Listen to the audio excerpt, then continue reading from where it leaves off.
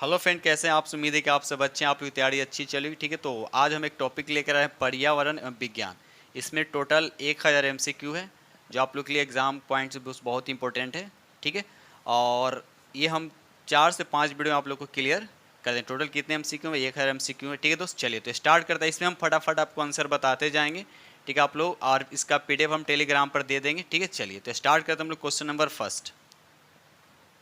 चलिए क्वेश्चन यहाँ फर्स्ट कहता है, जब एक ही किस्म के पौधे किसी स्थान पर बड़े पैमाने पर नियमित रूप से उगाए जाते हैं तो उसे क्या कहा जाता है? याद है, उसका राइट आंसर आपका बी होगा, उसे हम फसल कहा जाता है। क्या कहा था?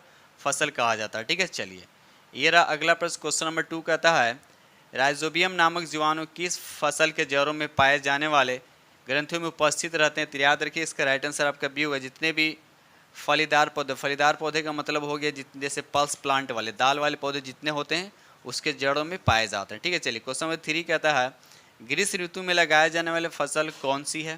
तो याद है, इसका राइट आंसर अब सी हो जाएगा, जायद फसल। याद रखिएगा, राइट आंसर क्या होगा? जायद फसल। ठीक है दोस्त, क्वेश्चन नंबर यहाँ पर 4 कहता है, कौन सा जंतुओं द्वारा प्राप्त खाद्य पदार्थ है? तो याद है, इसका राइट आंसर बी होगा, शहद हो जाएगा। ठीक है, चलिए क्वेश्चन नंबर 5 कहता है, इनमें कौन सा रेशेदार फल है? तो याद इसका राइट आंसर आपका क्या हो जाएगा? उपयुक्त में से सभी हो जाएंगे, एक से अधिक प्रश्न हो जाएगा आपका। ठीक है, चलिए बढ़ते हम लोग अगले प्रश्न में। यहाँ पर 6 कहता है, फसल चक्रण से मिट्टी की उर्वरकता पर क्या प्रभाव पड़ता है? तैयार किया बढ़ जाती। क्या होता है? बढ़ जाता है। ठीक है, यानी फसल चक्रण का मतलब होता है एक ही खेत में अलग अलग फसल को रोपना। ठीक है, अलग अलग फसलों को रोपना। क्वेश्चन नंबर 7 कहता है, मिट्टी को उलटने पलटने एवं पोला करने की प्रक्रिया क्या कहलाती है? तो याद है, इसका राइट आंसर जोताई कहलाता है, याद रखिएगा। क्वेश्चन नंबर यहाँ पर 8 कहता है, दानों को भूसे से अलग करना क्या कहलाता है? तो याद इसका राइट आंसर आपका बी हो जाएगा, थ्रेसिंग कहलाता है। क्या कहलाता है? थ्रेसिंग कहलाता है। क्वेश्चन नंबर 9 कहता है, इनमें कौन सा खरपतवार का उदाहरण है? तो याद है, इसका राइट आंसर आपका हो जाएगा गाजर घास। याद रखिए, गाजर घास जो है ये खरपतवार का उदाहरण है। ठीक है, चलिए क्वेश्चन नंबर 10 कहता है, इनमें खरीफ फसल का उदाहरण कौन सा है? इसमें खरीफ फसल का उदाहरण पूछा जाता है। देखिए यहाँ पर गेहूँ आपका खरीफ फसल में नहीं आता है। ठीक है, तो इसका राइट आंसर आपका क्या हो जाएगा? तो यहाँ पर देखा जाए तो आपका आंसर होगा आपका ई हो जाएगा। राइट आंसर पर क्या उपयुक्त में से कोई नहीं, याद रखिएगा। चलिए बढ़ते हम लोग अगले प्रश्न की तरफ।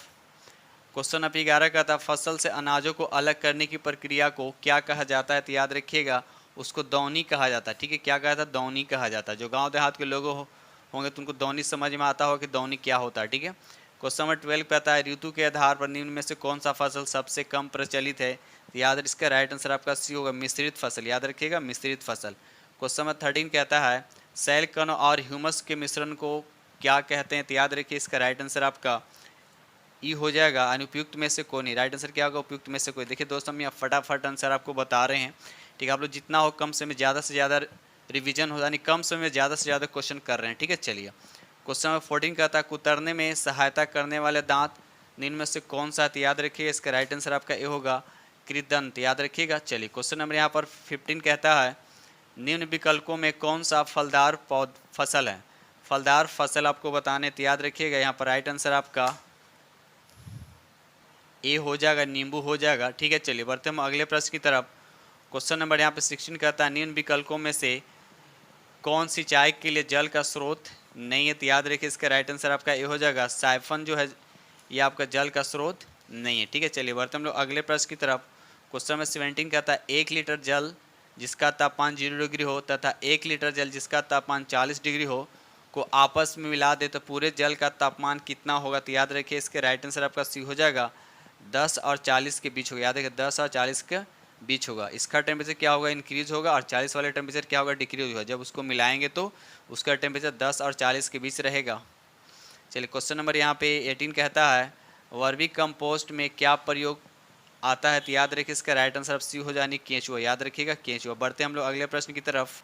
क्वेश्चन नंबर 19 कहता है, वे पदार्थ जो अपने में से उष्मा को आसानी से गुजरने देते हैं क्या कहलाता है? तो याद रखिएगा, इसका राइट आंसर आपका बी, उसको चालक कहते हैं, और जिससे उष्मा नहीं गुजरता उसे कुचालक कहते हैं। ठीक है, चलिए क्वेश्चन नंबर 20 कहता है, मनुष्य में जीवाणु द्वारा होने वाला एक सामान्य रोग कौन सा है? तो याद रखिएगा, इसका राइट आंसर आपका ए हो जाएगा, टाइफाइड जो है ये जीवाणु से होता है। ठीक है, ये जो भी क्वेश्चन ले रहे हैं आप लोग को, ये पर्यावरण अब विज्ञान से, याद रखिए पर्यावरण अब विज्ञान से टोटल 1000 MCQ आप लोग के साथ हम डिस्कस करेंगे। ठीक है, चलिए क्वेश्चन यहाँ पर आपका 21 कहता है, नंबर 21 कहता है डेंगू परजीवी का वाहक निम्न में से कौन सा, तो याद रखिए इसका राइट आंसर आपका ए हो जाएगा, मादा एंडीज मच्छर। ठीक है, चलिए क्वेश्चन नंबर 22 कहता है मनुष्य में वायरस द्वारा होने वाला एक सामान्य रोग कौन सा है, तो याद रखिएगा इसका राइट आंसर आपका बी होगा, यानी पोलियो। ठीक है, चलिए आगे बढ़ते हम लोग अगले प्रश्न की तरफ। ये रहा क्वेश्चन नंबर आपका 23 कहता है मलेरिया रोग किस जीव के काटने से होता है, तो याद रखिए इसका राइट आंसर आपका बी हो जाए, यानी मच्छर के काटने से होता है। ठीक है, चलिए यहाँ पर आपको मिलान करने हैं। ठीक, एक तरफ दे रहा है गहरे रंग के कपड़े पसंद करते हैं, गहरे रंग के कपड़े पसंद करते हैं, मतलब कुल मिलाकर ऑप्शन देखा जाए तो यहाँ आपका बी हो जाएगा। ठीक है, क्या हो जाएगा, बी हो जाएगा, यानी ए का हो जाएगा आपका 2, तो 2 बस इस ऑप्शन में दे रखा है, इसलिए राइट आंसर पर क्या हो जाएगा, बी हो जाएगा। चलिए रहा अगला प्रश्न, क्वेश्चन नंबर 25 कहता है निम्न में से किस पौधे के पत्ते के रस का उपयोग मलेरिया और डेंगू के उपचार में किया जाता है, तो याद रखिए इसका राइट आंसर आपका ए होगा, गिलोच। याद रखिएगा गिलोच। ठीक है, क्वेश्चन नंबर 26 कहता है अलेक्जेंडर फ्लेमिंग ने 1928 में किस पहले प्रतिजैविक की खोज की, तो याद रखिए इसका राइट आंसर आपका ई हो जाए, उपयुक्त में से कोई नहीं। याद रखिए उपयुक्त में से कोई नहीं। बढ़ते रहे हम लोग अगले प्रश्न, क्वेश्चन नंबर 27 कहता है निम्न में कौन प्रतिजैविक का उदाहरण है, तो याद रखिए इसका राइट आंसर आपका डी हो जाएगा, उपयुक्त में से एक से अधिक हो जाएंगे। पेनिसिलिन, एस्ट्रोप्टेमाइसिन भी होगा, टेट्रासाइक्लिन, सब आपका क्या है, प्रतिजैविक का उदाहरण है। क्वेश्चन नंबर 28 कहता है पैक्टो के थैलियों में आने वाले दूध को खराब होने से बचाने के लिए क्या किया जाता है, तो याद रखिए इसका राइट आंसर आपका बी हो जाएगा, पाश्चुरीकरण किया जाता है। क्या कहता है, पाश्चुरीकरण किया जाता है। क्वेश्चन नंबर यहाँ पर 29 कहता है सूक्ष्म जीवों के उदाहरण निम्न में से कौन है, तो याद रखिए इसका राइट आंसर आपका डी हो जाएगा, उपयुक्त में से सभी, यानी ए और बी और सी सभी हो जाएंगे। ये रहा क्वेश्चन नंबर आपका 30 कहता है सूक्ष्म जीव क्या, आपसे पूछा जाएगा सूक्ष्म जीव क्या, तो याद रखिएगा जिस राइट आंसर आपका बी होगा, जिन्हें हम अपने आँखों से देख नहीं सकते हैं। ठीक है, चलिए ये रहा अगला प्रश्न, क्वेश्चन नंबर 31 कहता है किस सूक्ष्म जीव में सजीव व निर्जीव दोनों के गुण पाए जाते हैं, तो याद रखिएगा इसका राइट आंसर आपका सी हो जाएगा, यानी विषाणु। ठीक है, चलिए क्वेश्चन नंबर 32 कहता है कि सूक्ष्म जीवों को कौन कौन से वर्गों में बांटा जाता है, तो याद रखिएगा इसका राइट आंसर आपका डी हो जाएगा, उपयुक्त में से एक से अधिक आपका आंसर हो जाएगा। ठीक है, चलिए क्वेश्चन नंबर यहाँ पे 33 कहता है निम्न में कौन सा विटामिन जल में घुलनशील नहीं है, आपसे पूछा है कौन सा जल में घुलनशील नहीं है, तो याद रखिए विटामिन ए। सिर्फ ये याद रखिए बी और सी जल में क्या घुलनशील होता है, बाकी जो भी विटामिन होता है वह जल में अघुलनशील होता है, वह फैट में घुलनशील होता है। याद रखिएगा। क्वेश्चन नंबर यहाँ पे 34 कहता है सूक्ष्म जीव कितने प्रकार के होते हैं, तो याद रखिए 4 प्रकार के होते हैं।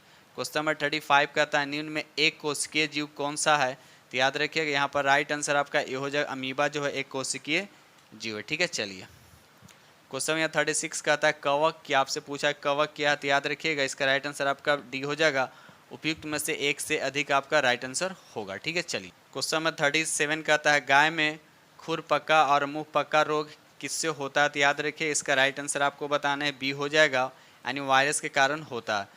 क्वेश्चन नंबर 38 कहता है जीवाणु किस प्रकार के जीव होते हैं, तो याद रखिए इसका राइट आंसर आपका डी हो जाएगा, उपयुक्त में से एक से अधिक। याद है उपयुक्त में से एक से अधिक। ठीक है, चलिए क्वेश्चन नंबर यहाँ पे 39 कहता है मजबूत रेसे जिनका उपयोग पैराशूट तथा चट्टान पर चढ़ने हेतु रस्सी बनाने में किया जाता है कौन सा, तो याद रखिएगा इसका राइट आंसर आपका बी यानी लाइनोन हो जाएगा। ठीक है, चलिए क्वेश्चन नंबर 40 कहता है निम्न में कौन प्राकृतिक बहुलक है, प्राकृतिक बहुलक है, तो याद रखिए सेलुलर। देखिए दोस्त यहाँ पर से हम समझा दें बस आपको क्वेश्चन का आंसर, बस कम समय में ज़्यादा आपका रिविजन हो। ठीक है, मतलब हमको 1000 क्या करना है आपको कंप्लीट करवाने हैं, इसलिए थोड़ा सा हम स्पीड चल रहे हैं। ठीक है, आप लोग बस इसी तरह से बनाए रखें, स्पीड को अपना बनाए रखें। ठीक है ना, चलिए क्वेश्चन नंबर 41 का आता है पॉलीथिलीन किस प्रकार का प्लास्टिक है, तो याद इसका राइट आंसर आपका बी हो जाएगा, थर्मोप्लास्टिक। याद रखिएगा थर्मोप्लास्टिक है।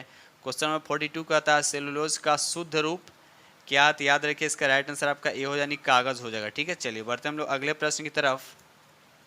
क्वेश्चन नंबर यहाँ पे 43 कहता है मानव शरीर का सामान्य तापमान कितना होता है, तो याद रखिए इसका राइट आंसर आपका बी यानी 37 डिग्री सेल्सियस होता है। क्वेश्चन नंबर 44 कहता है टेफ्लॉन क्या, आपसे पूछा है टेफ्लॉन क्या, तो याद रखिए संश्लेषित रेशा है। याद रखिएगा। क्वेश्चन नंबर 45 कहता है बेकेलाइट क्या, आपसे पूछा है कि बेकेलाइट क्या, तो याद इसका राइट आंसर आपका सी हो जाएगा, ये थर्मोसेटिंग प्लास्टिक है। याद रखिएगा थर्मोसेटिंग होता है, थर्मोप्लास्टिक होता है। याद रखिएगा। चलिए क्वेश्चन नंबर 46 कहता है उच्च अनुभार वाले बहुलक को क्या कहते हैं, तो इसका राइट आंसर आपका ए हो यानी उसको बोलते हैं हम लोग प्लास्टिक कहते हैं। ठीक है, चलिए क्वेश्चन नंबर 47 कहता है पदार्थ जो प्राकृतिक प्रक्रिया जैसे जीवाणु द्वारा अपघटित हो जाता है क्या कहलाता है? तो याद रखिए इसका राइट आंसर आपका ए हो जाएगा, जैव निमीकरणीय कहलाता है। ठीक है, चलिए क्वेश्चन नंबर 48 कहता है रेयॉन किस प्रकार का रेशा है? तो याद रखिए ये बी हो जाएगा, यानी संश्लिष्ट रेशा है। ठीक है, चलिए ये रहा अगला प्रश्न। क्वेश्चन नंबर 49 कहता है कपड़े किस प्रकार से प्राप्त होते हैं? तो इसका राइट आंसर आपका सी हो जाएगा, प्राकृतिक स्रोतों से प्राप्त रेशे तथा कृत्रिम स्रोतों से प्राप्त रेशे से प्राप्त किया जाता है। ठीक है, क्वेश्चन 50 कहता है निम्नलिखित में कौन सा थर्मोप्लास्टिक नहीं, आपसे पूछा है थर्मोप्लास्टिक नहीं है तो याद रखिएगा बी जो है थर्मोप्लास्टिक बल्कि थर्मोसेटिंग प्लास्टिक है। ठीक है, चलिए क्वेश्चन नंबर 51 कहता है रेशे कितने प्रकार के होते हैं? रेशे कितने प्रकार के होते हैं? तो याद रखिए राइट आंसर आपका ए हो जाएगा, 2 प्रकार के होते हैं। ठीक है, ये रहा क्वेश्चन नंबर आपका 52 कहता है कृत्रिम रेशम किस प्रकार बनाया जाता है? तो याद रखिए इसका राइट आंसर आपका ई हो जाए, उपयुक्त में से कोई नहीं। याद रखिए उपयुक्त में से कोई नहीं। क्वेश्चन नंबर 53 कहता है कल कारखानों में निर्मित रेशों को क्या कहा जाता है? तो इसका राइट आंसर आपका बी हो जाएगा, मानव निर्मित और संश्लिष्ट रेशा इसको कहा जाता है। क्वेश्चन नंबर 54 कहता है निम्नलिखित में कौन सा प्राकृतिक रेशा? तो याद रखिए इसका राइट आंसर आपका सी हो जाएगा, ऊन हो जाएगा। ऊन आपका क्या है? प्राकृतिक रेशा। क्वेश्चन नंबर 55 कहता है संश्लिष्ट रेशे छोटी इकाइयों से बने होते हैं जिन्हें क्या कहते हैं? तो याद रखिए इसका राइट आंसर ए हो जाएगा, उसे एकलक कहा जाता है। क्या कहा था? उसे एकलक कहा जाता है। ठीक है, ये रहा अगला प्रश्न। क्वेश्चन नंबर 56 कहता है स्पिन रेट निम्न में से किस कार्य के लिए प्रयुक्त किया जाता है? तो याद रखिए इसका राइट आंसर आपका बी हो जाएगा, धागा बनाने के लिए किया जाता है। क्वेश्चन नंबर 57 कहता है कपास एक बहुलक है, यह किससे निर्मित होता है? तो याद रखिए इसका राइट आंसर आपका सी हो जाए, सेलुलोज से इसको निर्मित किया जाता है, यानी प्राप्त किया जाता है। ठीक है, चलिए क्वेश्चन नंबर 58 कहता है निम्न में कौन सा मानव निर्मित रेशा, आपसे पूछा गया है इनमें कौन सा मानव निर्मित रेशा यानी मानव द्वारा बनाया गया? तो याद रखिए राइट आंसर सी हो जाएगा, रेयॉन हो जाएगा। ठीक है, चलिए ये रहा अगला प्रश्न। क्वेश्चन नंबर 59 कहता है निम्न में सबसे अधिक सक्रिय धातु कौन सा? तो याद रखिए इसका राइट आंसर आपका ये हो जाएगा, यानी पोटासियम हो जाएगा। उसके बाद सोडियम आता है, यानी दोनों। तो राइट आंसर ऐसे अकॉर्डिंग में ऑप्शन में देखा तो यहाँ पर पोटासियम हो, उसके बाद सोडियम होता है। ठीक है, क्वेश्चन नंबर 60 कहता है धातु का वह गुण जिसके कारण उन्हें पीट कर शीट में परिवर्तित किया जाता है क्या कहलाता है? इसका राइट आंसर सी हो जाएगा, आघातवर्धनीयता कहा जाता है। ठीक है, चलिए क्वेश्चन नंबर 61 की तरफ आते हैं। क्वेश्चन नंबर 61 कहता है निम्नलिखित में कौन सा धातु नहीं, आपसे पूछा कौन सा धातु नहीं, तो याद रखिए यहाँ पर सी जो यानी सल्फर जो आपका धातु नहीं है बल्कि क्या ये अधातु है।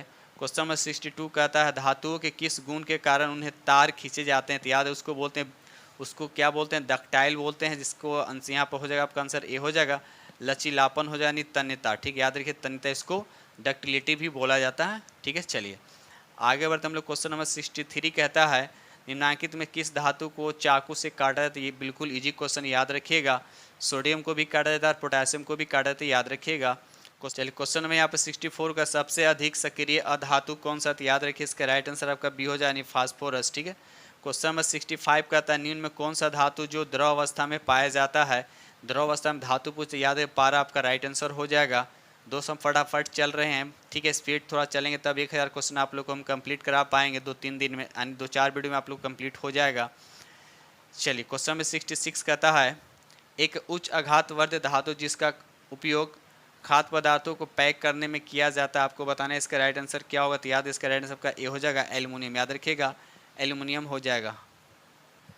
क्वेश्चन नंबर 67 कहता है इनमें कौन से ठंडे जल के साथ तेजी से अभिक्रिया करती है? तो याद रखिए इसका राइट आंसर आपका बी हो जाएगा, यानी सोडियम। सोडियम कहाँ रखा जाता है? केरोसिन में, याद रखिएगा। क्वेश्चन नंबर 68 कहता है किस अधातु में चमक पाई जाती है? याद है इसके राइट आंसर आपका बी हो जाए, आयोडीन में क्या होता है? चमक पाया जाता है, इस ऑप्शन के अकॉर्डिंग। क्वेश्चन नंबर 69 कहता है वह कौन सा अधातु है जो विद्युत का सुचालक होता है? तो याद रखिए राइट आंसर आपका ए हो जाएगा, ग्रेफाइट हो जाएगा, ये कार्बन का प्रूफ होता है। क्वेश्चन नंबर 70 कहता है कॉपर का बर्तन की सतह पर जमा हुआ हरा पदार्थ क्या होता है? आपको बताने में क्या होते हैं? तो याद रखिएगा राइट आंसर आपका ए होगा, कॉपर हाइड्रोक्साइड और कॉपर कार्बोनेट होते हैं। ठीक है, चलिए बढ़ते हम लोग 71 की तरफ। निम्नलिखित में से किसको पीट कर पतली चादरों में परिवर्तित किया जाता है? तो याद रखिए इसका राइट आंसर आपका ए हो जाएगा, जिंक। जिंक क्या धातु है, बाकी यहाँ पर सल्फर फास्फोरस क्या धातु है। ये रहा क्वेश्चन नंबर आपका 72 कहता है धातुओं के ऑक्साइड की प्रकृति क्या होता है? तो याद रखिए वो क्षारीय होता है अगर अधातु पूछता तो अम्लीय होता है, याद रखिएगा। क्वेश्चन नंबर 73 कहता है कि फास्फोरस को कहाँ रखा जाता है, तो याद रखिए उसे जल में रखा जाता है। अगर पूछता सोडियम या पोटेशियम को कहाँ रखा जाता है, तो उसको केरोसिन में रखा जाता है, याद रखिएगा। क्वेश्चन नंबर 74 कहता है उष्मा के स्रोत और गर्म वस्तुओं के बीच बिना किसी संपर्क के उष्मा का स्थानांतरण प्रक्रिया क्या कहलाता है, तो याद है उसको राइट आंसर आपका सी हो जाएगा, यानी विकिरण। याद रखिएगा क्या कहलाता है, विकिरण कहलाता है। क्वेश्चन नंबर 75 कहता है काला सोना किसे कहा जाता है, तो याद रखिए इसका राइट आंसर आपका बी हो जाए, यानी पेट्रोलियम को काला सोना कहा जाता है। चलिए क्वेश्चन नंबर 76 कहता है घरेलू ईंधन के रूप में किसका उपयोग किया जाता है, तो याद रखिए इसका राइट आंसर आपका बी हो जाएगा, एलपीजी गैस। याद रखिएगा एलपीजी गैस, ठीक है। चलिए क्वेश्चन नंबर 77 कहता है जीवाश्म ईंधन के जलने से कौन सा प्रदूषण होता है, तो याद रखिए इसका राइट आंसर आपका ए हो जाएगा, वायु प्रदूषण होता है। क्वेश्चन नंबर 78 कहता है वाहनों के लिए सबसे कम प्रदूषक ईंधन कौन सा, तो याद रखिए इसका राइट आंसर आपका सी हो जाएगा, संपीड़ित प्राकृतिक, जिसको बोलते हैं सीएनजी यानी कंप्रेस्ड नेचुरल गैस इसको बोल सकते हैं, ठीक है। चलिए क्वेश्चन नंबर 79 कहता है कोयले को बनने में कितना समय लगता है, तो याद है इसका राइट आंसर आपका सी हो जाएगा, लाखों वर्ष लगते हैं। याद रखिएगा लाखों वर्ष लगते हैं।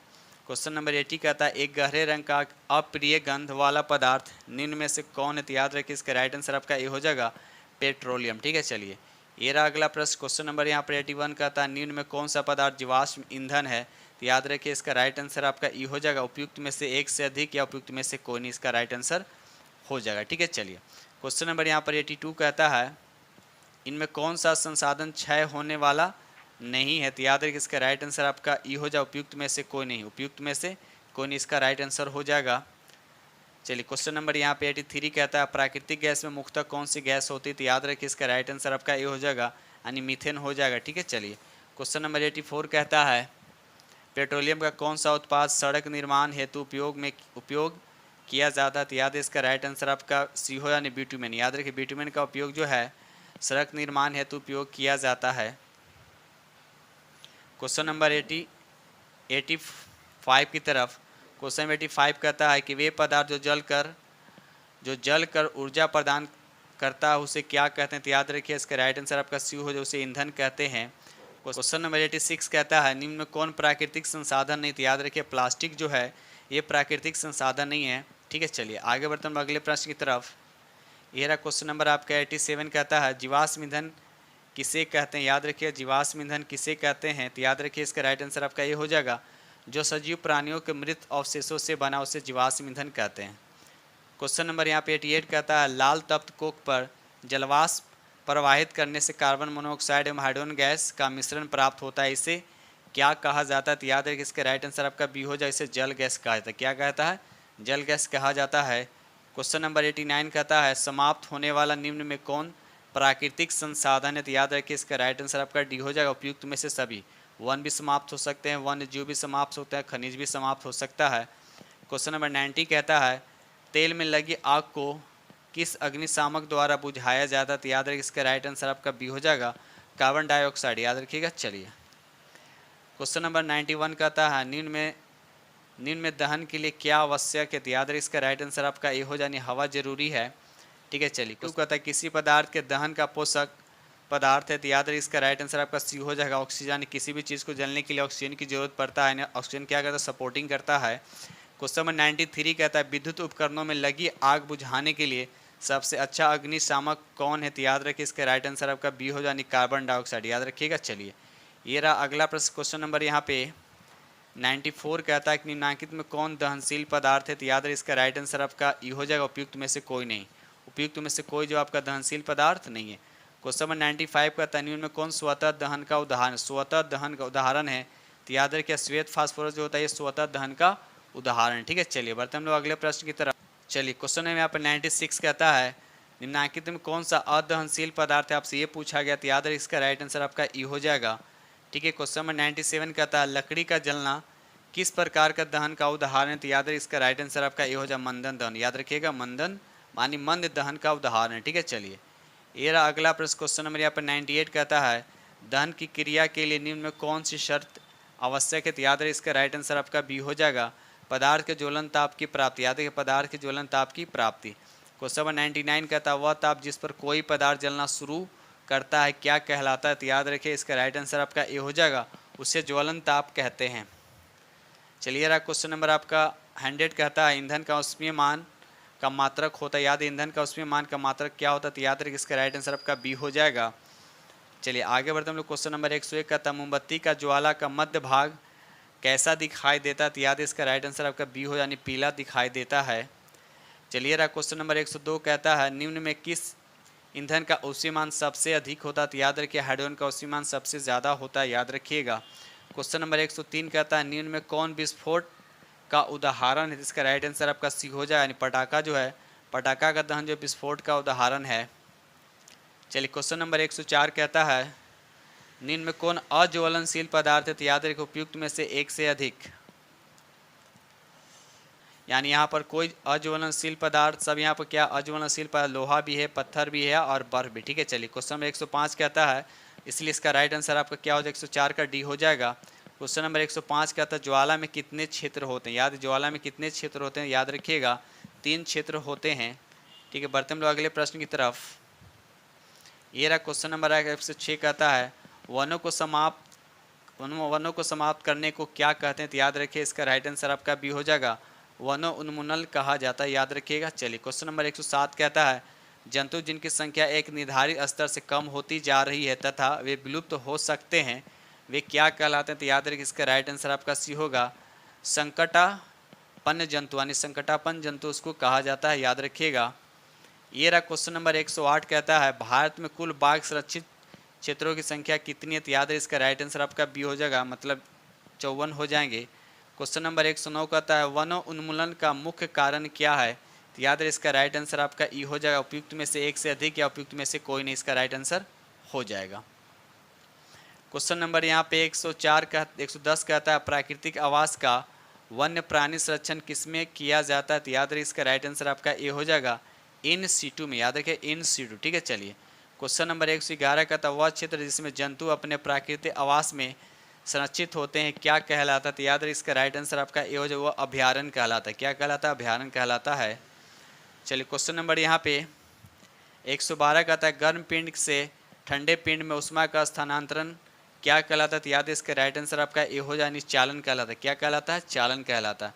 क्वेश्चन नंबर 113 कहता है वनों उन्मूलन का स्थायी हल क्या है? तो याद है इसका राइट आंसर आपका बी हो जाएगा, पुनर्वन रोपण, याद है पुनर्वन रोपण, ठीक है। चलिए ये रहा अगला प्रश्न। क्वेश्चन नंबर यहाँ पर 114 कहता है प्रयोगशाला तापमापी के ताप पाठ्यांक की सीमा कितनी होती है? तो याद है इसका राइट आंसर आपका -10 डिग्री होता है, -10 डिग्री सेल्सियस या सेंटीग्रेड होता है। क्वेश्चन नंबर 115 कहता है कि वनों उन्मूलन का प्राकृतिक कारण बताने का, प्राकृतिक कारण इसका क्या है? तो याद रखिएगा इसका राइट आंसर आपका बी हो जाएगा, दावानल और भीषण सूखा, याद रखिएगा। ठीक है दोस्तों, इस तरह से हमने आप लोगों के साथ 115 क्वेश्चन डिस्कस किया, उसके बाद हम नेक्स्ट टाइम चलेंगे 116 चलेंगे, ठीक है।